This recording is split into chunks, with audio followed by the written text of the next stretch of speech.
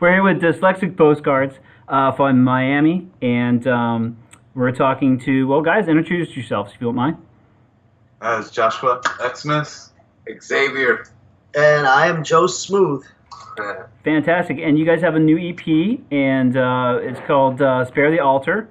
And really dig it, really enjoy playing the tracks up here at the radio station. Tell us a little bit about the EP itself and whether or not we can expect more tracks off of the longer play. Well, as far as the new EP is concerned, Spare the Altar, we recorded this a few years back. It's very it's very eclectic. There's lots of heavy influences as far as, like, you know, individual influences as far as what we like to listen to, and then as far as the new record that's coming out, which is due out in a few months, it's called The Sweet Science. It's a little more rock based. You know, it's a little more heavier in a sense. If you compare the record, Spare the Altar has a lot of bluesy. Bluesy stuff. Yeah, it's more bluesier. There's a lot more. There's less piano sounds and more synth sounds. Yeah. You know, it's a little heavier in that sense, but it's still within that dynamic range that Dyslexic Postcards possesses. Yeah. You know, that possesses as far as we can go from playing something real poppy to real slow to real in your face kind of thing. Yeah. Exactly. Well, tell me a little bit about the Vegas recording session. How long were you guys out there in Vegas to record? And, you know, did you guys have fun? Did you do a little additional writing while you were at the studio? We were out there for probably tracking the basic tracks for what, like, how long? You guys were out there for 3 weeks? Yeah. 2 weeks? 2 weeks. And you were there 2 weeks, and then I stayed on to, you know, add additional tracks and pretty much mix it. But we ended up going actually to Los Angeles to mix it a few months after that. Yeah. Right? So yeah, the process was good, except for, like I said, we were, something unexpected came up and we had to go mix it someplace else. But putting it together was fine. Actually, we, being out there, wrote some of the material for the next EP that was coming out, which we were hoping to put it on this one, but we just didn't play out that way. So that's what I think what Joe means with this EP and the next one that's coming out. They kind of tie together because there's at least a few songs on the new EP coming up that should have been on Spare the Altar, but so that's how it probably ties together. It's kind of similar in that way, in that fashion. Gotcha. But yeah, we had a blast up there. I mean, we played a few shows and did some radio up there, and we had fun. Yeah, recording in the desert. Yeah, recording in the desert. No, I don't remember pretty much. Recording in the desert was lots of fun. That was fun. Did you guys get some inspiration from being out west, you know, different landscape than down in Miami? Oh yeah, definitely. Yeah. I mean, like I said, after they pretty much left me, deserted me there alone. So I was, had to, you know, came up with a lot of music for the next one. So it was definitely a sense of a lot of inspiration coming through there, definitely. Well, I noticed the Shakes You Make video is getting quite a traction on YouTube. 154,000 views so far. Yeah. Number one, who shot it? How much fun did you guys have making it? And did anybody suffer sparkler burns? Well, we tried. I mean, yeah, we tried to set that thing on fire, but then we noticed that it was fire resistant, fireproof. I mean, we're trying to do that whole you know, just for that one shot, some like a Motley Crue like type of thing. I don't know. See if it set me on fire. Put that, you know, whatever jelly that they use. Was it kerosene? Is it called kerosene? Yeah, well, they use that protective jelly too. We just couldn't get the thing on fire. Kerosene is really no, it wasn't kerosene. It wasn't kerosene. No, but nobody got really injured, and we had a blast. I mean, somebody shot it for us, but yeah, we blocked out all the shots, kind of like on a little small, what is it? It's kind of storyboarded like the shots that we wanted to, and blocked out all the shots. And well, we had a blast. We shot it like, you know, like a regular shoot, like 18 hours. You know, stayed up and did it all. And there's 2 locations. You know, one outside and one inside, and we had a blast. Yeah. Even played the song about 20 100 times in a row. I'm pretty sure we stopped playing that song on live for at least a few A months. few months after that. Yeah. Well, actually, we also came back from a 3-week tour. Yeah. When we had played that song the whole time, and then we started. Oh, you guys have to shoot a video, and then like you said, after that, it was like, hey, Did you start nitpicking pieces and parts, or you just kind of like, you know what, I've had enough of that song, let's move on? and then we kind of had came up with a completely different arrangement, and just to amuse ourselves, and then people wouldn't recognize it. Like, oh, what song was that? And I was like, that was the Shakes. And like, they don't even recognize. They didn't really realize. They just play it for a little while and then bring it back, and we just started playing it again recently. Thanks to the support on video and on YouTube, and just the online marketing and promotion. Now, loving that song is kind of being, that love for that song is being rekindled. Yeah. Almost like you're going to have to play it because people are going to see it and they're going to be like, I got to go see these guys. Yeah.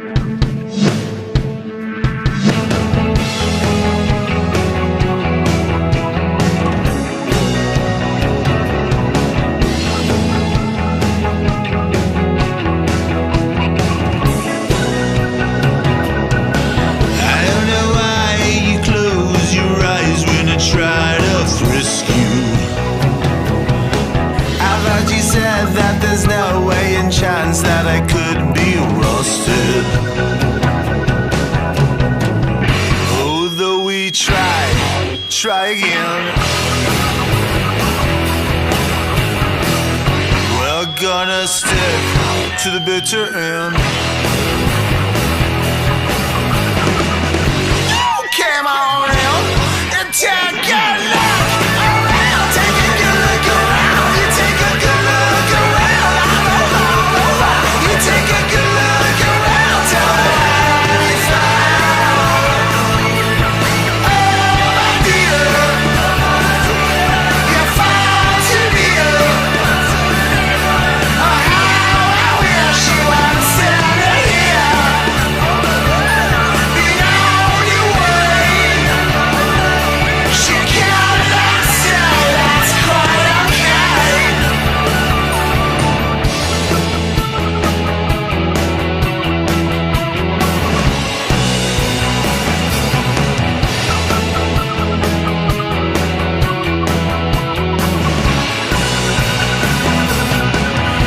The shakes that you made and mistakes that were graded equal. From all the mamas to the papas and the drama that has made you feeble. Although we try again, we're gonna stick through thick and thin. Came on in and took a look around. Take a good look around. You take a good look around. You take a good look around. Tell me how you found. Oh, my dear, you're far too near. Oh, how I wish you were standing here. Beyond your way. She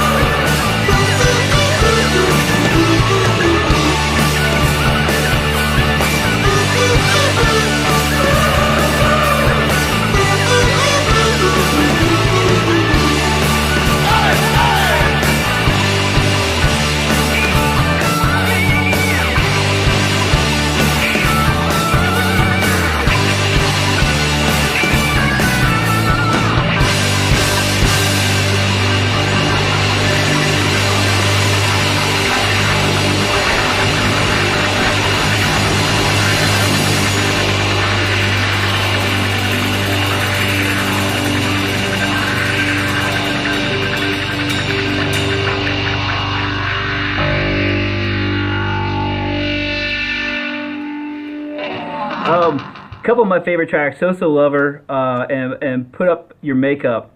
Yeah. The guitars in there, I'm really digging, and it's got this ethereal, old school Dave Navarro sounds on some of those the solos, and I just I hate that I'm not gonna put you in a box, but is old school Jane's a slight influence somewhere in there? Yeah. I mean, growing up, I liked a lot of the later hard rock bands of the late late 80s, and then a lot, the Cult or early Guns N' Roses and stuff like that, and then going into like a lot of early alternative bands that broke at that time, like Jane's Addiction, Flaming Lips, where at that time were a little underground, but they were starting get their thing. Yeah, definitely a lot of early Janes and stuff like that, but also like a lot of classic rock also at that time.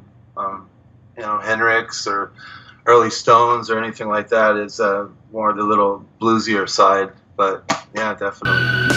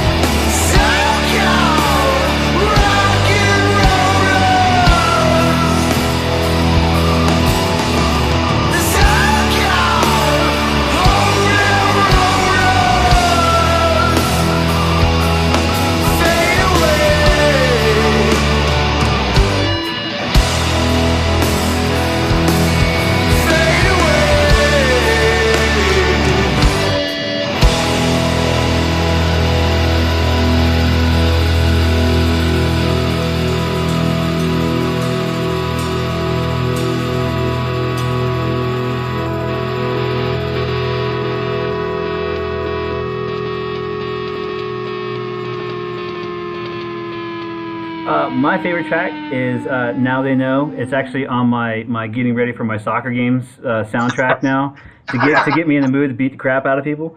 But it's got so much raw energy, and it's a little bit it's in a lot of contrast to a track like "So So Lover." When you guys are writing and putting that together, I mean, is it hard to juxtapose? You know, we just wrote a song that is just hardcore to the wall, and then make that mental switch and go into something like "So So Lover" or or even the last track that's a little more gentle, a little more bluesy. Yeah.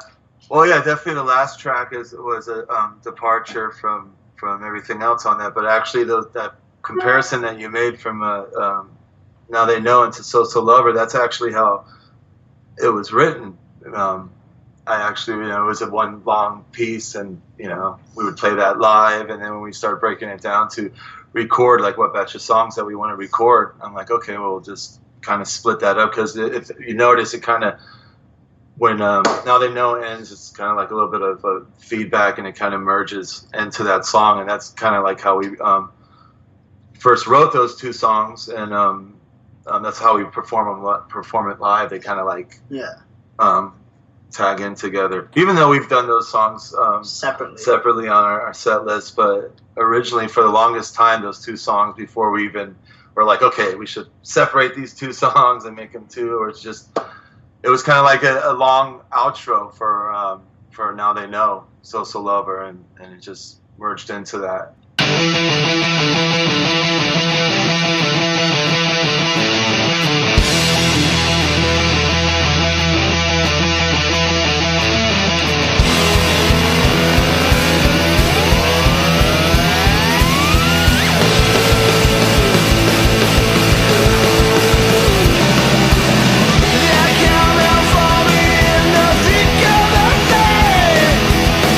So now you are my help. Whatever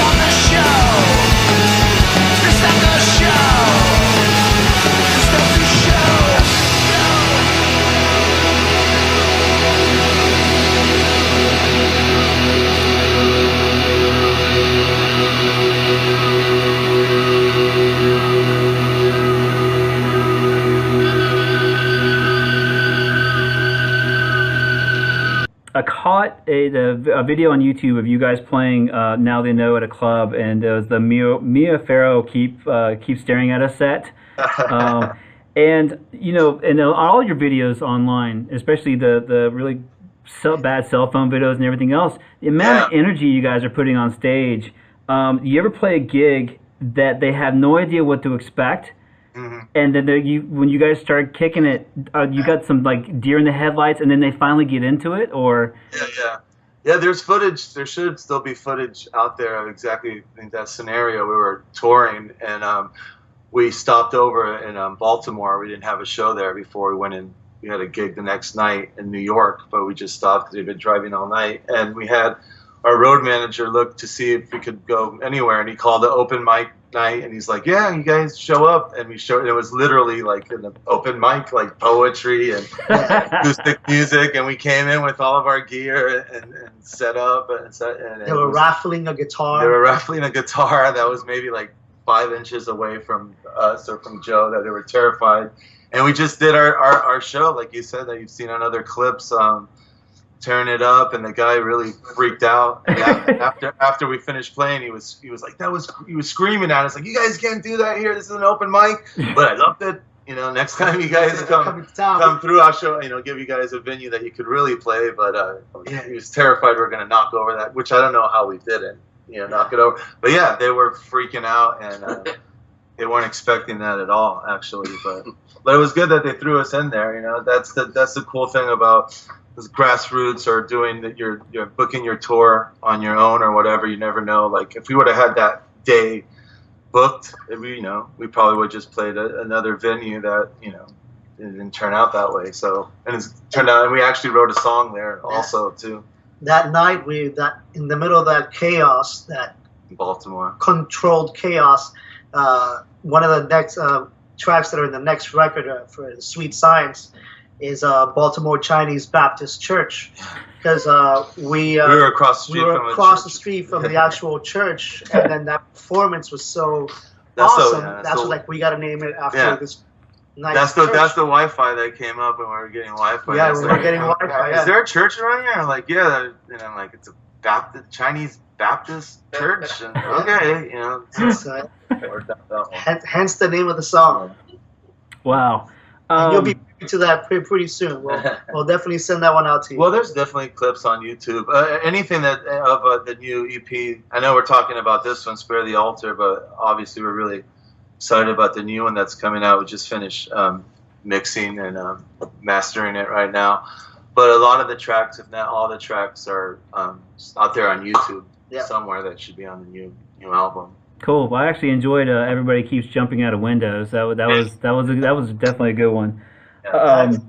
There's a funny story to that song. Please indulge me. Which one is it? That was the first song that we played when we got to New York. Wow.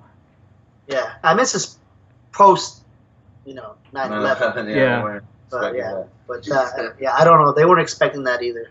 But that's just how we came into town. How long has the current lineup been together? Oh, wow, right? At least 2011, right? Or maybe even 5 earlier. years. Yeah, about 5 years. Yeah. Gotcha. The Spare the Altar to me has almost a concept feeling, and I know you just mentioned how So So Lover was actually an offshoot or a longer ending to Now They Know. Did you guys, when you were putting together the EP, did you actually look at those 6 songs and try and arrange them so that it's got this, because it's got a great flow to it? Yeah, definitely. I mean, we were trying to push for, full length or add a couple other songs on there. So actually, we had a few more tracks that we did the basic tracks for, at least 3 other ones, right? That would have made it a full length, or what? We have 6 on there, yeah. 3, and we had that all set up like that. So actually, we had fuller, more grander scope of an idea of how we were going to tie the other songs together. So when we weren't able to really complete the other 3 songs that we tracked, well, we were faced with that, had to switch them around, and but yeah, that's how it basically came out like that. We weren't trying to necessarily make them all fit together like that, but that's how it came out. And we're not forced to do, but they said when we weren't able to finish the last 3 songs, I'm like, okay, well, how do we fit these? And we just basically went with how the audience responded to it, those songs before we recorded them. Like, at least with those 2 songs, the way we started set with the Shakes, then it goes into Now They Know, right? Yeah. And then So Lover. Like, we would open up most of our sets when we're on tour like that. So we're like, wait, let's just do it like that for the album. So yeah, definitely. Great. And that's the advantage that we get with new songs. I like doing that, like, throwback, little old school approach to it, of just playing any new songs that we have to our audience, whether they're familiar with us or not, and see how they react to it. And sometimes it dictates what songs that we want to record, and sometimes it doesn't, but definitely helps. Yeah. Well, Joe, we wanted to know here at the station, or at the studio, we wanted to know how many Santa Claus shirts do you own? That one was actually. You still have that one, right? No, unfortunately, man, that's it's forever. It's gonna be forever in digital form. Yeah. It's lost in its physical form. That it might turn up. It might turn up somewhere, because again, that was an 18-hour day that probably ended up being a 26-hour weekend.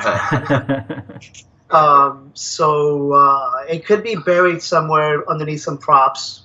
And he's got those pajamas too. I do have the pajamas. He has a Santa Claus pajamas. Do have the pajamas. I think that's it. And I do have and the leopard skin. Yeah, but it's not Santa Claus. But it's not Santa Claus. Yeah.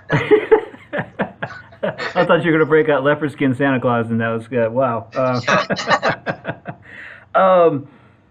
Like I said before, the amount of energy you guys play, when you're playing tour days like that, and we've all seen bands that sound like they have a lot of energy on an album, and then you go watch them live, and they're just kind of like, okay, great, you guys are enjoying yourselves, but you're not entertaining me here. What is your turnaround time? I mean, is this just one of those normal nights where you're playing, 2 hours or so, and then you can turn around the next day and then put on the same show?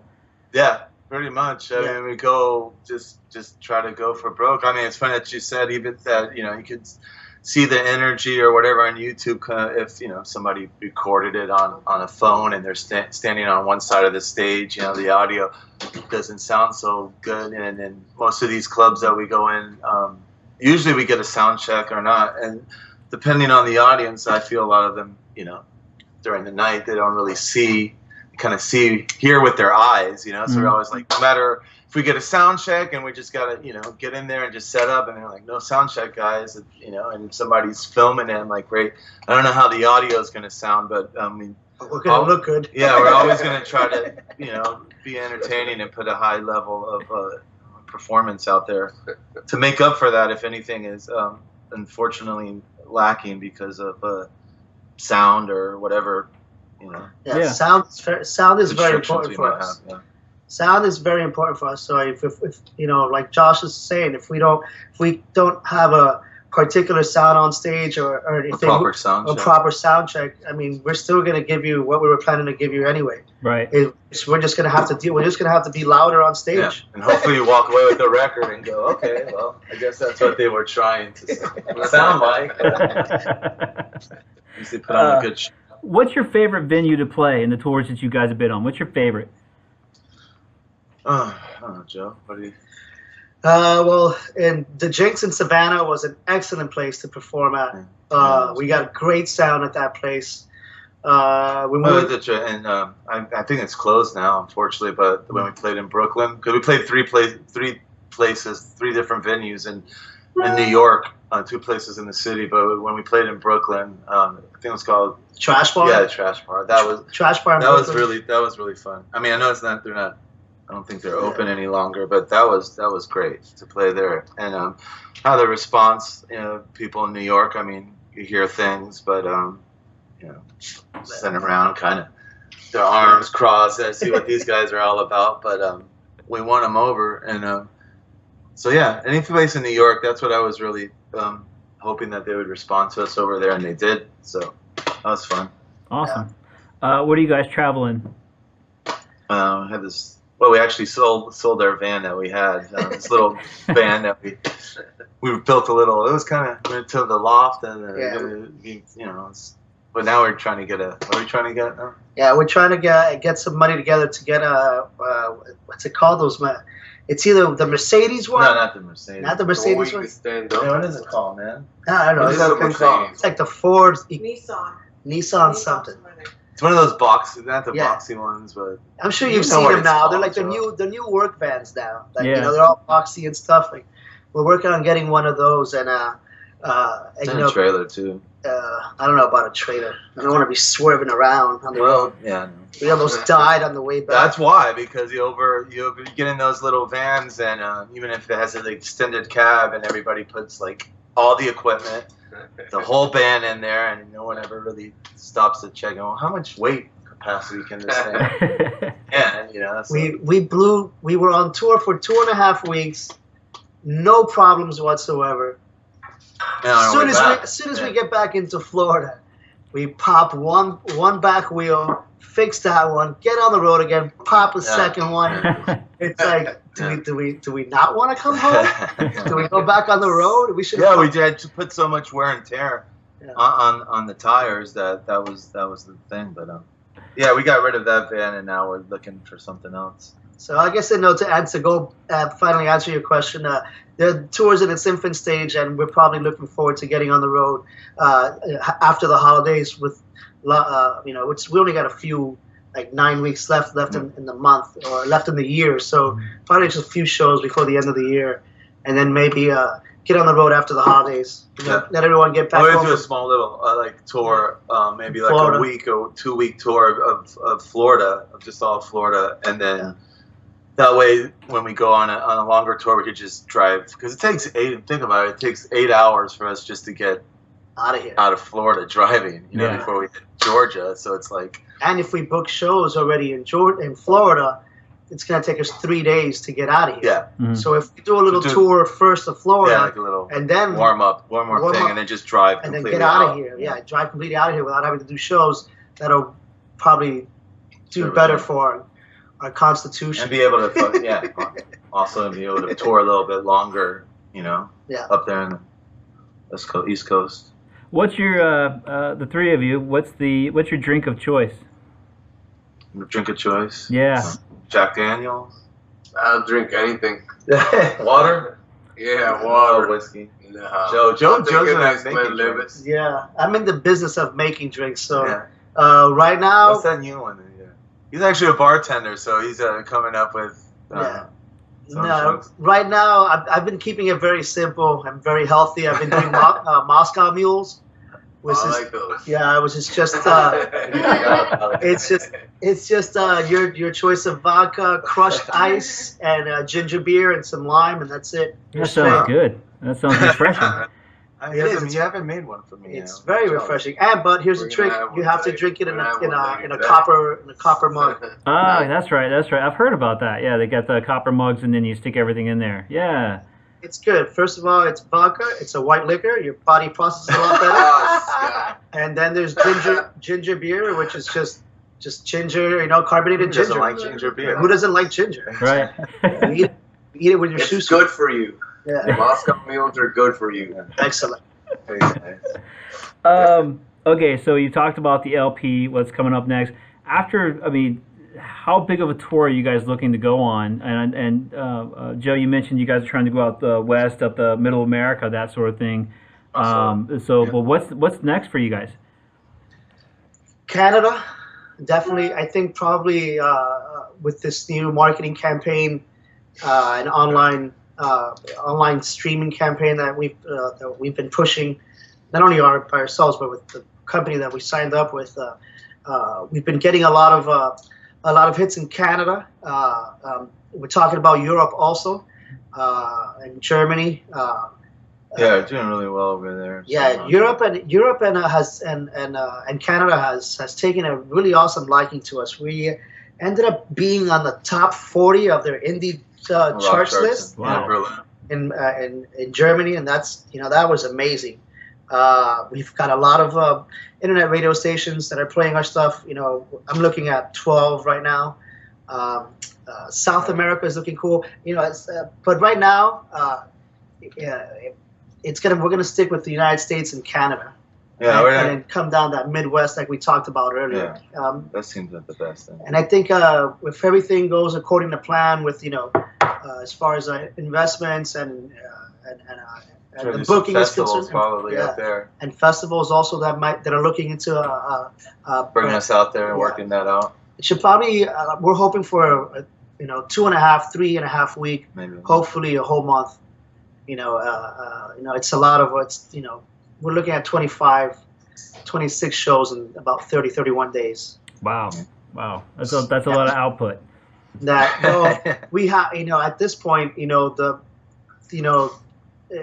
have to think of cost, and right now we're still we have a lot of success online and stuff, but now we have to project that stuff on the road, and the only way we could do that right now is to do that stuff ourselves.